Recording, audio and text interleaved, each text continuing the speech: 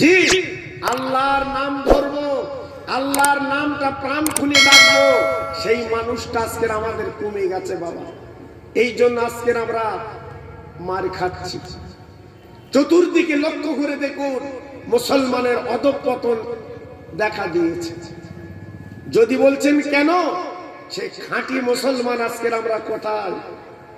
যে মুসলমান একবার ডাক দিয়েছে আল্লাহু আকবার, আল্লাহর ধ্বনি চতুর্দিকে, আজকের পিঁপড়ের মতো মুসলমান আল্লাহকে স্মরণ করে বেরিয়ে এসেছে। সে মুসলমান কই আছে বাবা? নেই। আল্লাহর নবী সাহাবীকে নিয়ে মদিনার মসজিদে শরীফে চলে এলেন। আমার নবী পাকের চোখের পানি ঝরঝর করে পড়তে লাগলো। সাহাবীরা অবাক হয়ে গেলেন। আমার নবীর মুখের দিকে তাকিয়ে আছেন, আমার নবী পাকের মুখের দিকে তাকিয়ে আছেন হযরতে আবু বকর সিদ্দিক রাদিয়াল্লাহু আনহু, আমার নবীর জীবনের প্রথম বন্ধু। ডেকে ডেকে বলেন, নবী গো, আপনার চোখের পানি আমি আবু বকর আর সহ্য করতে পারছি না, একবার বলুন আপনি এমন করে কাঁদছেন কেন? আমার নবী পাক দেওয়া আবু বকর আমার চোখের পানি কান্না বুঝতে পারবে না। হযরত ওমর ফারুক রাদিয়াল্লাহু আনহু বলেন, হুজুর আপনি এমন করে কাঁদবেন না, চোখের পানি ফেলবেন না, আপনার চোখের পানি ফেলার কারণটা বলুন, কেন আপনি এমন করে কাঁদছেন? আমার নবী পাক বলেছিল, বাবা ওমর তুমি বুঝতে পারবে না। ভাইরা রে, আমার নবী পাক তাকে দেখে হযরত উসমান গনি জিন্নুরাইন রাদিয়াল্লাহু আনহু বসে আছে। আমার নবী পাক বলেন, বাবা উসমান তুমি আমার সামনে চলে এসো। বাবা হযরত উসমান গনি জিন্নুরাইন রাদিয়াল্লাহু আনহু আমার নবীর সামনে বসে গেলেন। আমার নবী পাক ডেকে বলেন, বাবা উসমান রে, আজ আমার চোখের পানি একমাত্র তুমি বাবা মুছাতে পারবে। বাবা একমাত্র তুমি পারবে আমার চোখের পানি মুছাতে। উসমান গনি ডেকে বলেন, হুজুর কি ব্যাপারটা একটুখানি বলতে হবে, আপনি কেন কাঁদছেন, কেন চোখের পানি ফেলছেন? বলে, বাবা চলো আমরা এই সাহাবীর বাড়ির দিকে একটু যাই, গেলে আমরা বুঝতে পারবো। আল্লাহর নবী, দয়ার নবী, মায়ার নবী উসমান গনি জিন্নুকে নিয়ে আর আবু আনসার সাহাবীকে নিয়ে গুটি গুটি পায়ে যেতে লাগলেন ওই সাহাবীর বাড়ির দিকে। বাবা যাবার পথে দেখতে পেলেন একটা বাচ্চা ছেলে, আপনার 5 থেকে 6 বছর বয়স। ওই ছেলেটাকে বাবা খেজুর গাছের সঙ্গে বাবা দড়ি দিয়ে বেঁধে রাখা হয়েছে। ছেলেটা চিল্লাচ্ছে, এত চিৎকার করছে, দড়িটা খোলা হয় না। কারণটা ব্যাপারটা কি? আমার দয়ার নবী, মায়ার নবী দাঁড়িয়ে গেলেন, আমার এতিম নবী দাঁড়িয়ে গেলেন। যে নবী পাকের মা নেই, বাপ নেই, এতিমের দিকে তাকালে আমার নবী সহ্য করতে পারতেন না। আমার নবী পাক জিজ্ঞাসা করলেন, বাবা উসমান গনি তুমি একটা বার জিজ্ঞাসা করো এই খেজুর গাছে বাচ্চাটা বাঁধা কারণ? আমার নবী পাকের সাহেব উসমান গনি বলে, হুজুর আমি তো ব্যাপারটা বুঝতে পারছি না। আমার নবী পাক দেখ বলেন, বাবা ওরে আবু আনসার, বাবা এই ছেলেটার বাঁধা আছে কারণটা তুই বলতে পারো? সাহাবী ঝরঝর করে কাঁদতে লাগলেন, নবীজি গো আপনি শুনে নেন, জেনে নেন যে ছেলেটা দড়ি দিয়ে বাঁধা আছে, ওই ছেলে অন্য কেউ না, আমার নিজের কলিজার টুকরা নয়নের মণি। হুজুর ও আমারই ছেলে, আমার রক্তের জিগার, আমি ওর জন্মদাতা বাপ। ছেলেটা বাঁধা আছে কেন জানেন? 3 দিন ভুকা, বাড়ি কোনো খাবার নেই। ছেলেটা বাড়ির থেকে বেরিয়ে এই খেজুর গাছটা হচ্ছে ইহুদির গাছ, একটা পাকা খেজুর পেড়ে খেয়েছে, তাই হাতে নাতে ধরে ওই খেজুর গাছে দড়ি দিয়ে বেঁধে রেখেছে।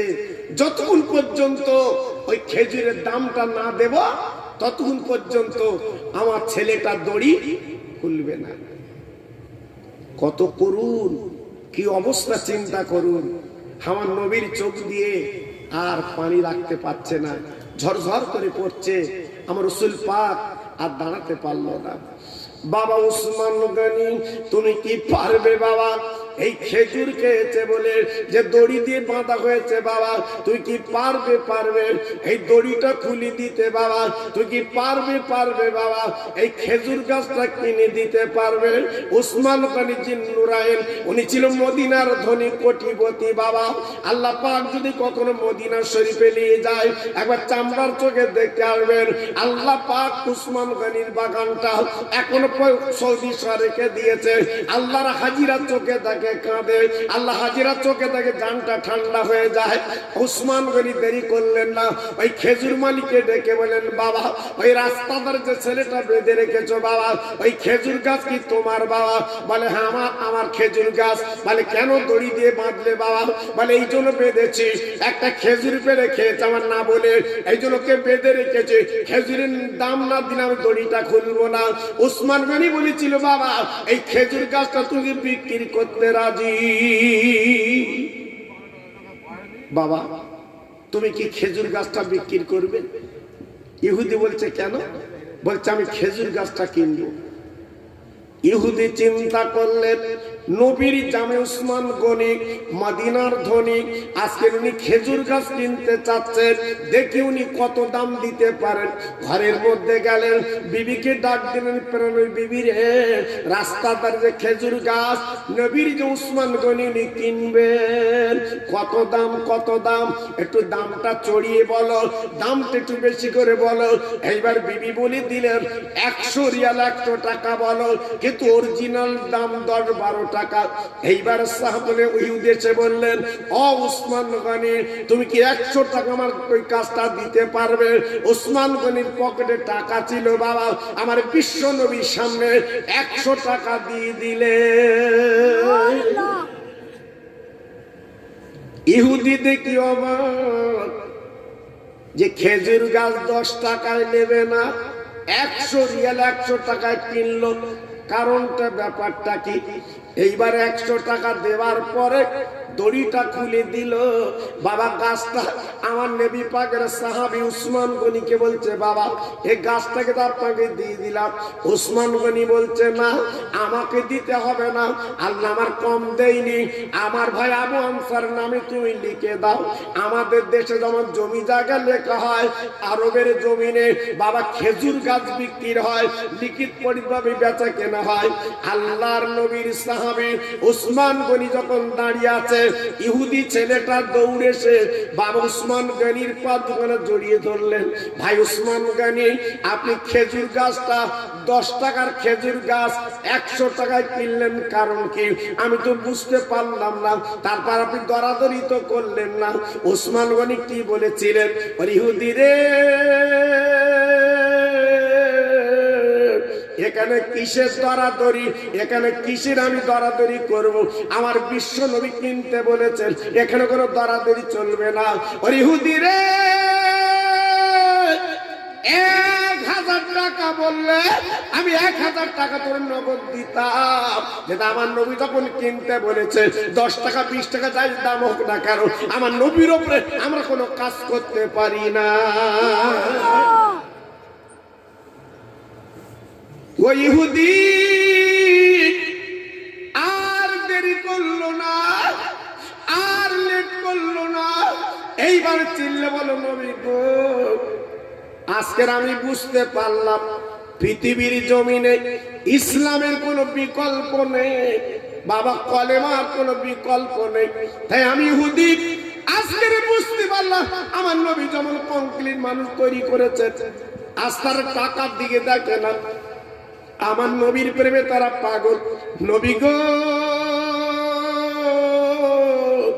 আর ইহুদি থাকার আমার দরকার নেই, ইমানের কলমা আমাকে একটুখানি পড়ে মুসলমান বানিলি। ও ভাইরা রে, সেই নবীর কথা কি মনে পড়ে না? সেই নবীর ভালোবাসা কিন্তু মনে পড়ে না গো? সেই নবীর আদর্শকে নিতে পারেন না? আমার নবী যখন ঈমানের কলমা পড়িয়ে দিলেন, ওই ইহুদি ডেকে বলেন, নবী গো, আমি যখন মুসলমান হয়ে গেছি, কলেমা পড়েছি, আপনি বিশ্ব নবী, আপনি রহমতের নবী, যখন আমার কলেমা পড়িয়েছেন আর কোনো দ্বিধাবোধ নেই, আমার যা কিছু আছে নবীর আমি দান করে দিলাম। একটু জোরে বলতে পারলেন? আর একটু জোরে বলা গেল না? কোন আদর্শ তারা পেয়েছিলেন বাবা, কোন ভালোবাসা তারা পেয়েছিলেন বাবা। জি, আজকের আমরা সেই নবীর উম্মত বলে দাবি করি, সেই নবীর উম্মত বলে আজকের আমরা মানি, কিন্তু সেই নবীকে চিনতে পারিনি, সেই নবীর ভালোবাসা আজকের আমরা নিতে পারিনি। এই জন্য তো আজকের আমরা বেশি মার খাচ্ছি বাবা। এই জন্য বলছি, ফিরে আসেন। আল্লাহর নবী, দয়ার নবী আবু আনসার হুজুরকে নিয়ে, উসমান গনি হুজুরকে নিয়ে মদিনার মসজিদে চলে এলেন। আমার নবী পাক দেখলেন, বাবা আমার উসমান গনি একটা মহৎ কাজ করেছে, একটা খেজুর গাছ কিনে দিয়েছে। ও সাহাবীরা, তোমরা কি পারবে আমার আবু আনসারকে একটা কাপড় দিতে? আমার আবু আনসারের একটা মাত্র কাপড়। আমি নবী ফজরের নামাজ যখন পড়াই রে, মোনাজাতের আগে আমার আবার আনসার চলে যায়। কানাকানি করছিলে, কেন চলে যায় তোমরা তো জানলে না? স্বামী স্ত্রীর মধ্যে মাত্র একটা কাপড়, দুজনের মধ্যে একটা কাপড়। আমি নবী পাক বলছি, কে দান করবে? সব সাহাবীরা বসে আছে। উসমান গনি তো আপনার খেজুর গাছ কিনে দিলেন, আবু বকর সিদ্দিক দাঁড়িয়ে যা। হুজুর, আপনি যেটা বললেন যে একটা কাপড় দিতে হবে, আমি দেব। সুবহানাল্লাহ, সুবহানাল্লাহ। হুজুর, আমি দেব একটা কাপড়। আমার দয়ার নবী জানে, আমার মধুর নবী জানে। দেখল, আবু বকর বাবা, তোমার তো দুটো মাত্র কাপড়, একটা গায়ের কাপড়, পরনের কাপড়, তুমি একটা কাপড় দান করতে চাচ্ছ কেন? সাহাবীদের জীবনটা কেমন করে কেটেছে বাবা। আবু বকর সিদ্দিক আমার নবীর ভক্ত, নবীর সাহাবী বাবা, প্রথম জীবনের ভক্ত নবীর আমার ওই আবু বকর সিদ্দিকের মাত্র দুটো কাপড়, একটা গায়ের কাপড়, পরনের কাপড়। ওই গায়ের কাপড়টা ওই আবু আনসারকে দান করে দিলে।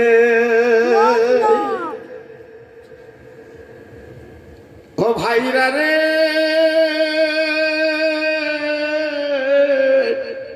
সব সাহাবীরা তাকিয়ে আছে আবু বকর সিদ্দিক হুজুরের দান দেখে।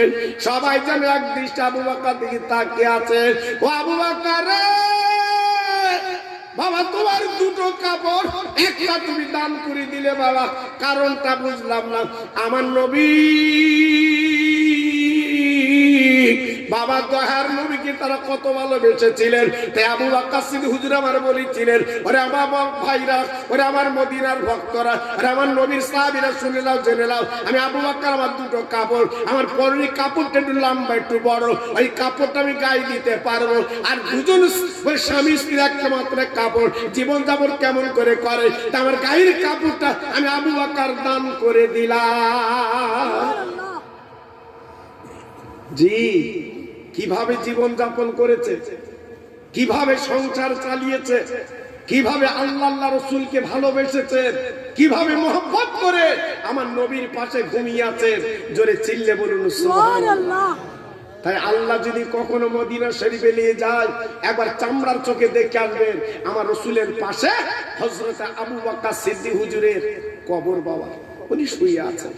জি, আল্লাহর হাজিরে যখন আমার বিশ্ব নবী রওজাটা জিয়ারত করে, ওই সঙ্গে হযরতে আবু বকর সিদ্দিক রাদিয়াল্লাহু তাআলা আনহুর কবরটা জিয়ারত না করে থাকতে পারেন না। কত বড় ভক্ত ছিলেন জানেন? জানেন? একদিন আমার নবী রাতের বেলা বাবা আবু বকর সিদ্দিকের মেয়ে, আমাদের নবীজির বিবি, আমাদের মা জননী আয়েশা সিদ্দিকা রাদিয়াল্লাহু আনহা, আমার রাসূল বড় ভালোবাসতেন বাবা। আয়েশা তাআলা হোমরা বলে ডাকতেন, লাল টুকটুকি বিবি বলে ডাকতেন। আল্লাহ রাসূল বিবিদের প্রত্যেকে ভালোবাসতেন, কিন্তু মোহাব্বত, ভালোবাসা, প্রেম বলে না, মোহাব্বত বেশি করতেন, ভালোবাসতেন। হযরত আয়েশা সিদ্দিকা রাদিয়াল্লাহু আনহা যেহেতু ছোট্ট বয়সে আমার রাসূল পাক হাবিবকে বিয়ে করেছিলেন মায়েশা সিদ্দিকা রাদিয়াল্লাহু আনহা। একদিন গভীর রাতে বাবা আমার রাসূল পাকের দরবারে, হাবিবের দরবারে, আমার রাসূল পাকের কাছে হযরতে আম্মা আয়েশা সিদ্দিকা রান্না বসে আছেন। আমার নবী পাকের মাথা মোবারক আম্মার উপরে আছে বাবা। মা আম্মা জান কি করলেন, নিজে আঙুল কানা দিয়ে আমার বিশ্বনবীর চুলগুলো আঁচড়ে দিচ্ছেন। আমার রাসূল পাকের চুলগুলো কেমন সুন্দর করে দিচ্ছে। আম্মা জান ডেকে ডেকে বলছে, নবী গো, আমার বিশ্ব স্বামী, আমার জগৎ জোড়া স্বামী, আমি আপনার বিবে একটা প্রশ্ন করতে পারি? হ্যাঁ হ্যাঁ হ্যাঁ, কি প্রশ্ন করবি তুমি করো। আম্মা আয়েশা প্রশ্ন করেছিলেন, নবী গো আপনি একটু বলুন বলুন, এই যে গভীর রাত আমরা দুজন বসে আছি, অন্ধকারে বসে আছি, নবীজি রে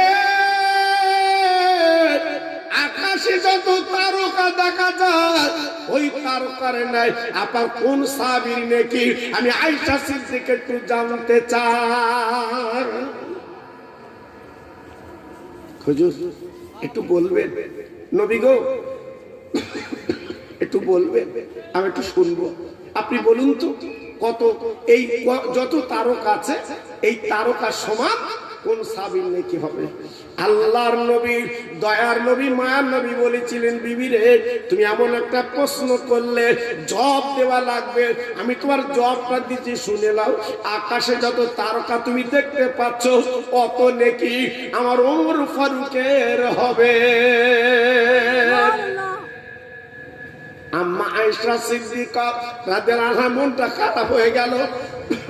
উনি চিন্তা করতে লাগলেন, আমি মনে মনে করেছিলাম আমার আব্বার কথা হয়তো নবী বলবেন, আমার আব্বার কথা হয়তো নবী শোনাবেন, কারণ আবু বকর সিদ্দিকের নেকি অনেক অনেক বেশি, অনেক অনেক দাম বেশি, অনেক অনেক সওয়াব বেশি, আমার আব্বার কথা বলবেন। কিন্তু না, ওমর ফারুক হুজুরি কতক্ষণ বললেন, আম্মা যেন মনটা খারাপ। নবী পাক বুঝতে পেরে গেলেন, নবী পাক মুখের দিকে তাকে জানতে পেরে গেলেন। আমার নবী পাক দেখলেন, আয়েশা ও আমার ছোট্ট বিবি, লাল টুকটুকু বিবি আয়েশা রে, মন খারাপ করো না, মন খারাপ করো না। তুই মনে মনে মনে মনে করছো যত তারকা অত নেকি ওমর ফারুকের, আর তোমার আব্বার নেকি কত শুনে নাও। তোমার আব্বা আবু বকর সিদ্দিকের একটা নেকির তুল্য অত তারা।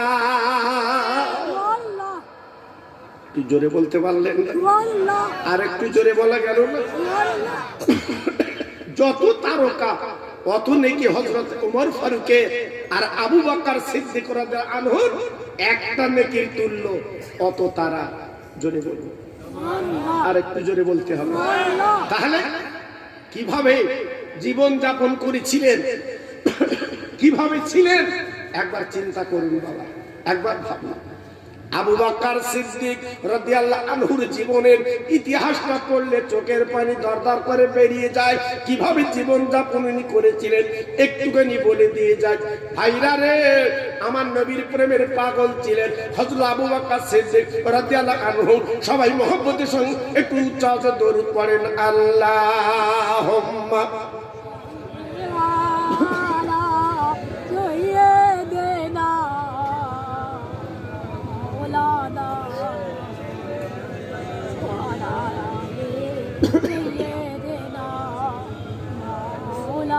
একটু জোরে বলো বাবা।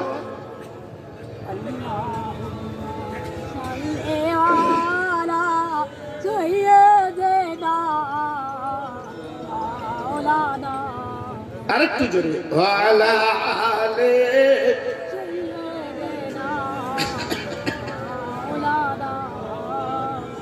দরুদ পড়ো, দরুদ পড়ো জলসায় বসিয়া,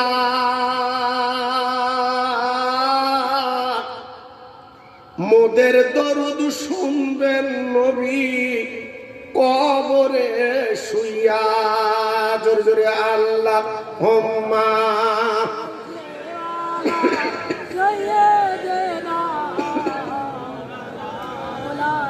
খুব ভালো হচ্ছে, পড়ুন। ওয়ালা আলে,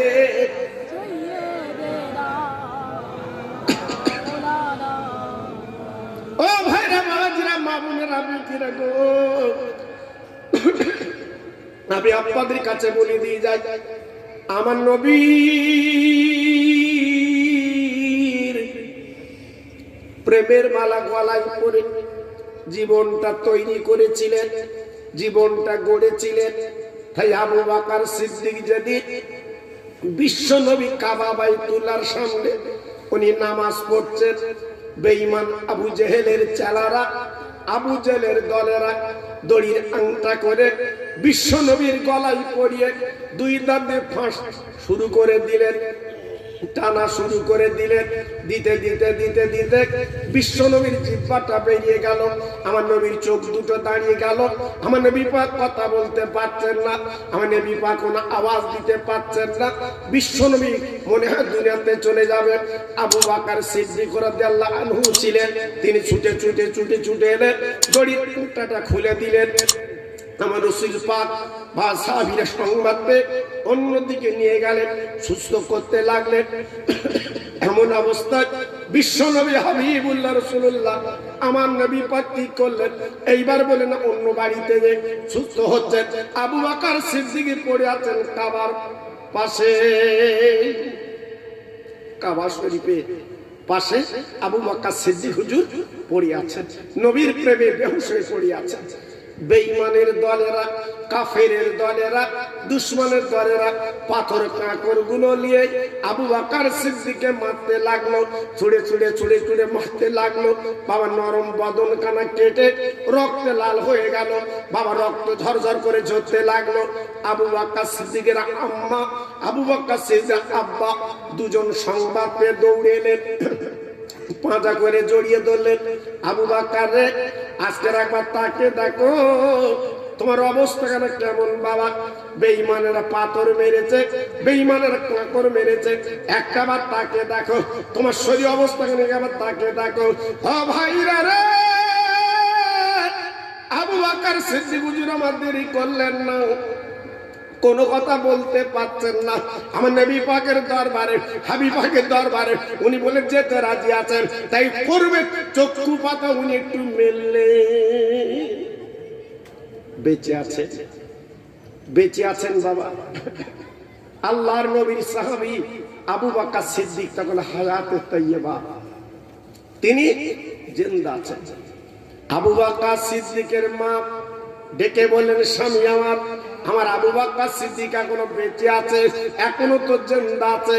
না না না, আর দেরি করলে চলবে না, আমার আবু বকরকে একটু কিছু খাওয়াতে হবে, দুগ্ধ দিতে হবে। গরম দুগ্ধ এনে আবু বকর সিদ্দিকের বলে না মায়ের হাতে, এইবার ঠোঁটটা ধরে বাবা দুগ্ধ গালে দিতে যাবে। আবু বকর সিদ্দিক কি করলেন, মায়ের হাতখানা ধরে বলেছিলেন, কাইফান নবী, কাইফান নবী, কাইফান নবী। আম্মা জানবো আমার গালে দুগ্ধ দেবেন না, আমার নবী কেমন আছে, আমার নবীর খবরটা আমার কানে শুনিয়ে দিই। আহ, কি ভালোবেসেছিলেন, কি মহব্বত করেছিলেন, কি প্রেম করেছিলেন। জি, একটু ভাবলেন, একটু চিন্তা করলেন, আমরা করিনি, আমরা ওদিকে। আবু বকর সিদ্দিকের মা ডেকে বললেন, বাবা আবু বকর, যে নবীর জন্য তোমার জীবনটা চলে যাচ্ছে, একবার শরীর দিকে তাকিয়ে দেখো, কি মত তারা মেরেছে বাবা, একবার তুমি বাড়ি চলো, খেটে কমবে খাবে। আবু বকর সিদ্দিক মায়ের গলা ধরে বলেছিল, মা ও মা, তুমি এমন কথা বলছো কেন? আমার চোখ দিয়ে যদি আমার নবীকে একবার তুমি দেখতে মা, এমন কথা জীবনে বলতে না। আমার রাসূলকে না দেখা পর্যন্ত আমি আবু বকর কিছু খাবো না। কিতাবে এসেছে, মা বাপ দুজন পাঁজা করে নিয়ে আমার নবী পাক যে করে সুস্থ হচ্ছে, ওই করে নিয়ে গেলেন। আবু বকর সিদ্দিক রাদিয়াল্লাহু আনহু নবীর সামনে বসে গেলেন, বাবা ঝরঝর করে কাঁদতে লাগলেন। আমার নবী পাক সুস্থ হয়েছেন, বাবা নিজে হাত দিয়ে আবু বকর সিদ্দিকের রক্তগুলো মুছে দিচ্ছেন। বাবা আবু বকর রে, আজকে তোমার শরীর কেমন হলো কেন বাবা? আমার জন্য আজকে তোমার শরীরটা ঝাঁঝরা করে দিয়েছো বাবা, এমন কোন জায়গা তোমার খালি নেই, পাথর কাঁকুর তোমার লাগেনি বাবা, রক্তে লাল হয়ে গেছে বাবা। আবু বকর সিদ্দিক, তুমি আজকের শরীরটা শেষ করে ফেলেছো বাবা। বলে, নবী গো, আপনি না দয়ার নবী, মার নবী, আজকে আপনার গলায় দড়ি দিয়ে ওরা মারতে চেয়েছিল, আমি দড়িটা খুলে দিয়েছিলাম। এই অপরাধরা পাথর কাকর আমার মেরেছে, নির্যাতন অত্যাচার করেছে। ও নবী চিন্তা করবেন না, আমি আবু বকর যদি মরে যেতুম, দুনিয়াতে চলে যেতুম, আল্লাহর কাছে গর্বিত হতাম, বলতে পারতাম আমার জান জীবনের বদলা আমার দ্বীনের নবী জিন্দা আছে।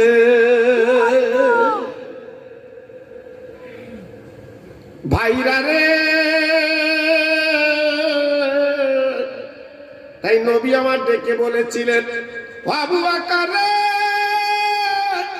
আজ আমার জন্য তুমি যেমন জীবন দিচ্ছ রে, আমার জন্য জান দিচ্ছ, আমি নবী বলছি আবু বকর মনে রেখে দিও, সারা পৃথিবীর মানুষ ইমান যদি এক পাল্লায় দেওয়া হয়, আমার আবু বকর ইমান যদি অপর পাল্লায় দেওয়া হয়, পৃথিবীর মানুষ তাকে দেখবে, আমার আবু বকর নেকির পাল্লাটা আল্লাহ ভারী করে দেবে।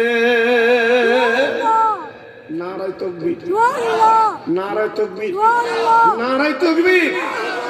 তাহলে ভাবুন কি ইমান, কি নেকি আমার নবীর ভক্তরা তারা করেছিলেন, কি নেকি দিয়ে আজকের জীবন যাপন করেছিলেন। জি, আর আজকের আমরা মুসলমান বলে দাবি করি, আজকের নবীর উম্মত বলে দাবি করি, কিন্তু আজকের আমাদের মধ্যে বাবা কিছুই নেই। তাই হালকা করে একটু বলে দিয়ে যাচ্ছি, যাই করুন না কেন, আল্লাহর প্রেম, নবীর ভালোবাসা যতক্ষণ আপনি না রাখতে পারবেন, আল্লাহকে পাবেন না, রসুলকে পাবেন না। তাই বারবার অনেক বিনয় করে বলে যাচ্ছি, একটু ফিরে আসুন, একটু চলে আসুন, লাভ আপনার হবে, লস হবে না। তাই আজকের এই কাবিলডাঙ্গা এই মাদ্রাসা প্রাঙ্গণে আমার ভাইরা যে মাহফিলটা কায়েম করেছে, আপনারা ঘর বাড়ি ছেড়ে এখানে যে চলে এসেছেন, সৌভাগ্য আপনাদের।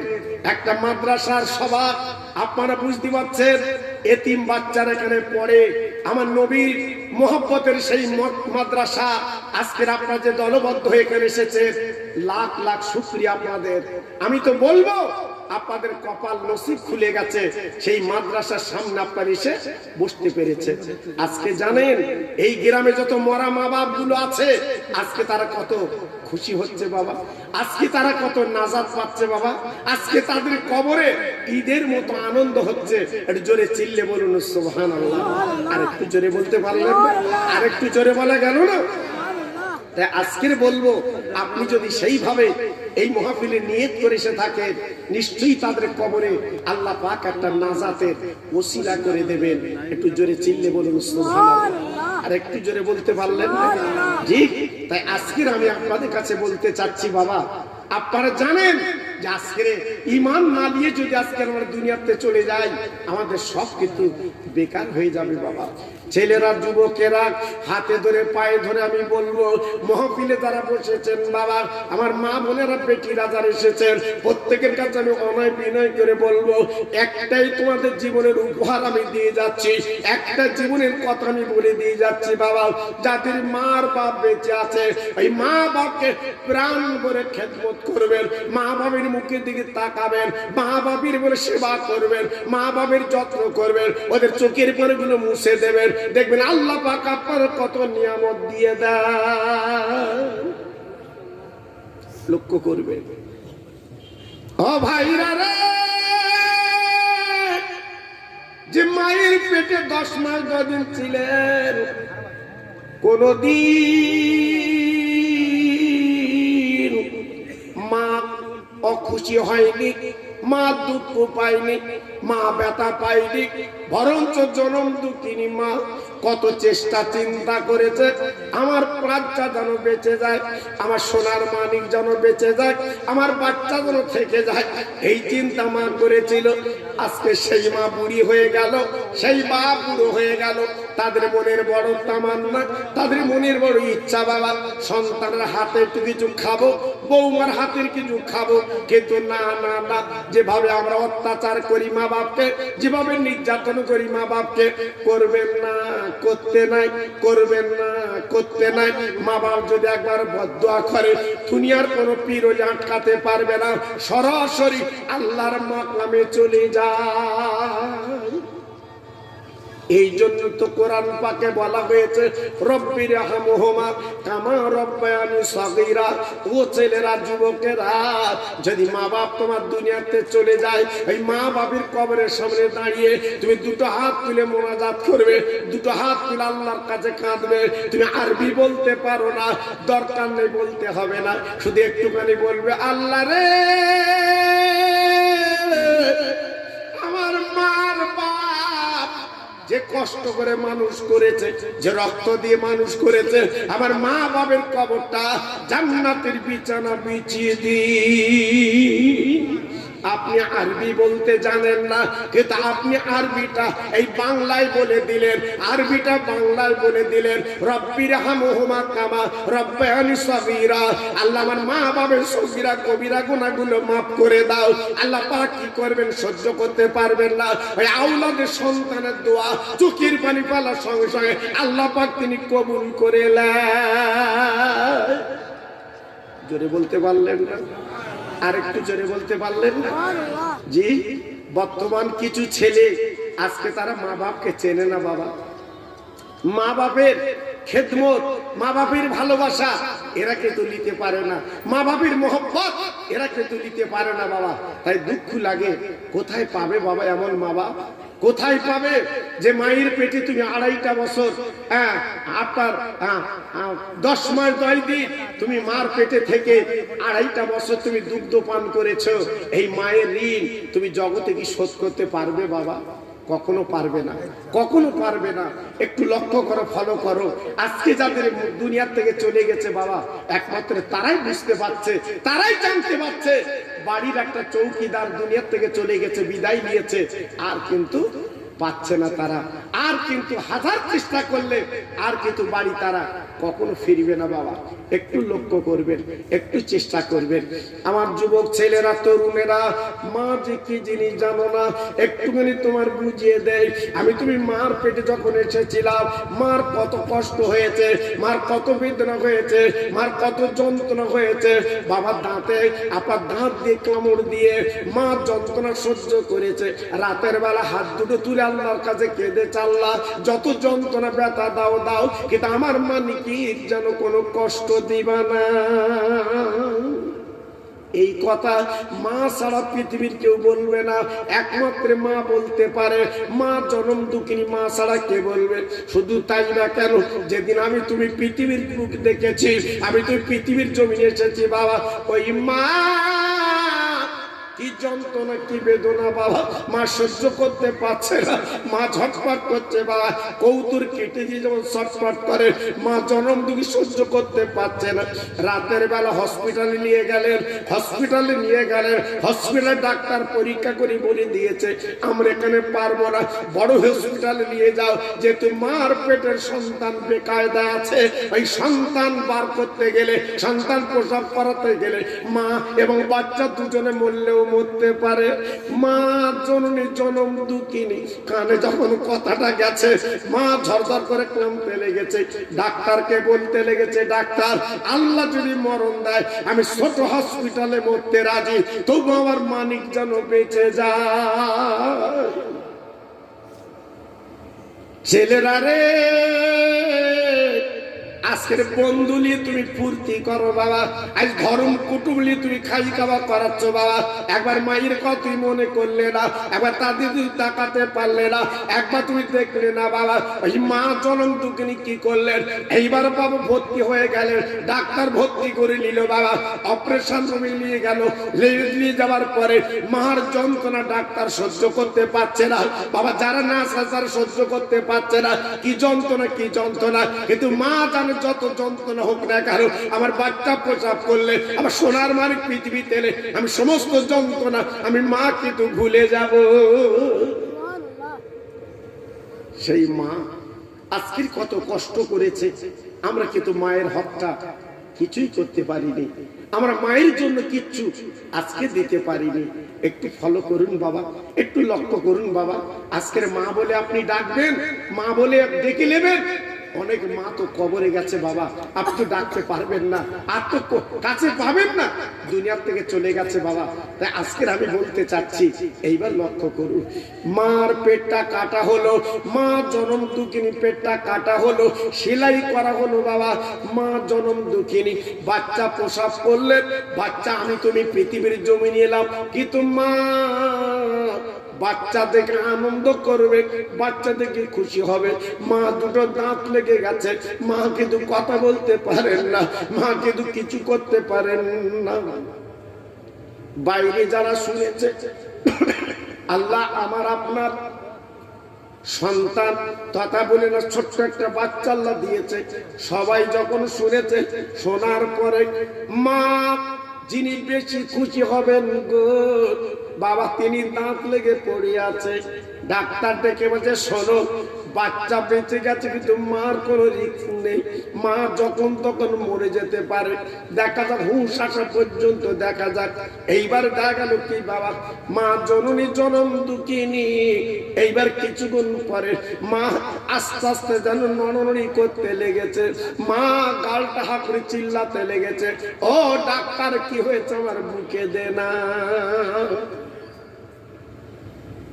ও ভাইরা রে, ডাক্তার এসে বলেছিল মা, ও মা মা মা জননী গো, আপনি এমন করে চিল্লাবেন না, আপনার পেটে 12টা সেলাই পড়েছে, যখন তখন সেলাই কেটে গেলে আপনি মারা যাবেন। মা বলি ডাক্তার রে, আমি মরতে রাজি আছি, কোনো চিন্তা নেই, আমার যে মানিক আল্লাহ দিয়েছে একটা বার আমার কোলে দাও, বুকে দাও, আমি তার গালে দুটো চুমু দে। ও ভাইরা রে, এইবারে মায়ের কোলে আমার তোমার যখন শুয়ে দিল বাবা, মা জনম দুঃখিনী, ওই অবস্থায় আমার তোমার গালে দুটো চুমা দিল, দেওয়ার পরে মা হাই নিঃশ্বাস ফেলে বলছে আমার আল্লাহ রে, আজ আমার যে বাচ্চা তুমি দিলে সব যন্ত্রণা আমি মা এই দু চুমো ভুলে গেলাম। ও ছেলেরা, ও যুবকেরা, ও তরুণ বন্ধুরা রে, আজকে মায়ের কথা একবার ভাবলে না, আব্বার কথা ভাবলে না, কত রক্তের বিনিময় আজ আমার তোমার দুনিয়াটা দেখেছে বাবা। একটা বার যদি চিন্তা করেন, একটা যদি ভাবেন, এই মা বাবার কবরের জন্য আপনি কিচ্ছু করতে পারলেন না, যে মা বাবা আজকে রেখে গেলেন, সব তাদের মাল মাথা ভোগ দখল করছি। ও ভাইরা রে, তাদেরই মাল মাথা আজকের ভোগ করছে, তাদের আজকের বাগান বাগিচা ফল ফুল খাচ্ছে রে। একটা বার চিন্তা করলেন না, ওই মায়ের নামে কিছু করব, দুটো মিসকিন খাইয়ে দে, দুটো ফকির খাইয়ে দে। ও ভাইরা রে, আজ যদি আমি দুটো ফকির মিসকিন খাওয়াতে পারতাম গো, তাদের কবরটা আল্লাহ নূরের বাগান বানিয়ে দিতেন। সবাই জোরে চিল্লে চিল্লে বলেন আল্লাহুম্মা আমিন। জোরে তাকবীর দেন তো দেখি, নারায়ে তাকবীর। সবাই মিলেমিশে দেন তো যদি, নারায়ে তাকবীর। আরেকটু জোরে দিতে পারলেন না, নারায়ে তাকবীর। এজন্য আজকের আমি আপনাদের কাছে বলতে চাচ্ছি বাবা, আজকের কাবিলডাঙ্গায় যে একটা কোরআনের কারখানা আপনার তৈরি করেছে, মা বাপের কবরের শান্তির বাগান একটা তৈরি আপনারা করেছেন, আমি শোনার পরে খুব খুশি হয়েছি। আমি শুনে আমার মনটা ভরে গেছে।